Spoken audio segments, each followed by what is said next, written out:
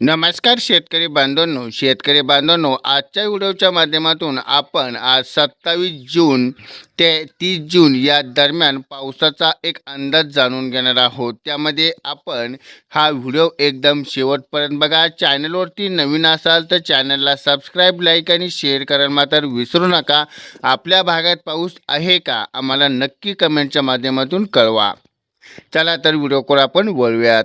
1 ते 7 जुलै दरम्यान आपल्याला पुणे आणि मुंबई यात राज्यात अतिवृष्टीचा इशारा देण्यात आलेला आहे।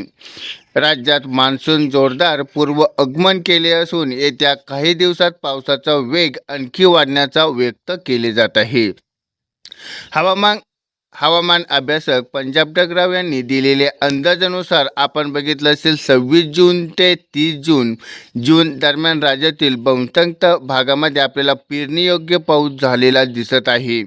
अजून काही भागामध्ये कुठलाही कमी पाऊस असल्यामुळे त्या ठिकाणी आता अंदाज सांगण्यात आलेला आहे। त्यानंतर आपण बघितलं असेल 1 जुलै किंवा 7 जुलै दरम्यान विशेष मुंबई, पुणे, कोकण, पश्चिम महाराष्ट्र आणि उत्तर महाराष्ट्र अतिवृष्टीचा इशारा आता देण्यात आलेला आहे।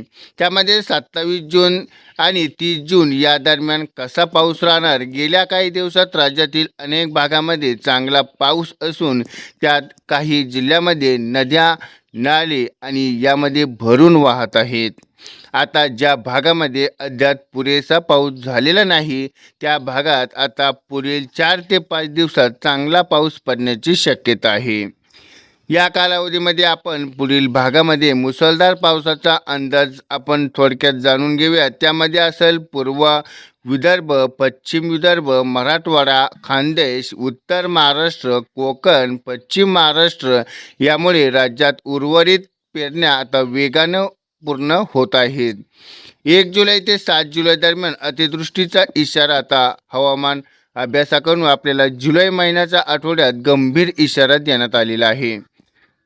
मुंबई, पुणे आसपास भागात आता अत्यंत मुसळधार पाऊस पडण्याची शक्यता व्यक्त केली जात आहे। या काळात अनेक ठिकाणी सलंग मुसळधार पाऊस, काही भागात आपल्याला ढगफुटीचे दृश्य आपल्याला पाहायला मिळाले असतील, तरी नदी, नाल्या आणि धरणामध्ये मोठे पाण्याची आवक यामध्ये पूर्व परिस्थिती निर्माण होण्याची शक्यता। कोणत्या जिल्ह्यामध्ये विशेष काळजी घ्यावी? खालील जिल्ह्यामध्ये आपण अतिवृष्टीचा धोका आपल्याला असण्याचं आपल्याला सांगण्यात आलेलं आहे। ते म्हणजे मुंबई असेल, पुणे असेल, नाशिक, धुळे, नंदुरबार, जळगाव आणि अहिल्यानगर, संगमनेर परिसरात कोयना धरण, निळवंडे धरण आणि या भागात आता नागरिकांना हवामानाचा एक अधिकृत सूचना लक्षात ठेवाव्यात। शेतकऱ्यांसाठी महत्त्वाचा सल्ला आहे ते म्हणजे शेतकऱ्यांना आता घाईघाईने पेरणी करू नये असा सल्ला देण्यात आलेला आहे। जमिनीत पुरेशी वल असल्याची खात्री नक्की करून घ्या। बियाणं योग्य कंपनीचे आणि योग्य पद्धतीनं बियाणं घेऊन या।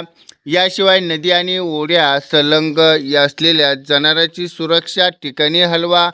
खत असेल, बियाणे असेल, पावसामध्ये आपण सुरक्षित ठेवा। शेतातील पाण्याचा योग्य निचरा होईल याची व्यवस्थापन आपण करा। हवामानाचा अंदाज नियमित आपण तपासत राहा। धरणाकडे मोठ्या प्रमाणात आवक असल्याची आता जुलै महिन्यामध्ये आपण पाहिलं असेल। या आठवड्यात पावसामुळे राज्यात अनेक ठिकाणी धरणांची पाण्याची आवक वाढण्याची शक्यता आहे। त्यामुळे धरणामुळे विसंग सुरू होऊ शकतो। त्यासाठी आपण नदीकाठी गावांना सतर्क राहण्याची शक्यता आहे। यामध्ये आपण बघितलं असेल यंदा खरीप हंगामासाठी एक अंदाज म्हणजे हवामान अभ्यासकांचे मत आहे की जुलै महिन्यात जोरदार पाऊस आणि ऑगस्ट महिन्यात 2 ते मोठे पाऊस टप्पे आपल्याला सांगण्यात येते। सप्टेंबर आणि ऑक्टोबर परतीचा पाऊस, यामुळे खरीप हंगामात पिकाला चांगला होण्याची शक्यता आहे। मात्र अतिवृष्टी काही भागात नुकसान होऊ शकते। त्यामुळे शेतकऱ्यांनी आपले कामाचे नियोजन योग्य पद्धतीने करा। ही माहिती आपल्या हवामान अभ्यासक आधारित आपल्याला देण्यात आलेली आहे। हवामानात वेळोवेळी बदल होऊ शकतो, त्यासाठी नागरिकांनी आपल्या अधिकृत जे हवामान सूचना आहेत त्या या चॅनलला आपण सबस्क्राईब करून ठेवा आपल्या व्हिडिओ आवडला असेल तर व्हिडिओला लाईक करा. आपल्या भागामध्ये पाऊस पडतोय का, किती झाला आहे, आपण पेरणी केलीत का, नक्की आम्हाला कमेंटच्या माध्यमातून कळवा. भेटूया तशाच नवनवीन व्हिडिओबरोबर. तोपर्यंत धन्यवाद.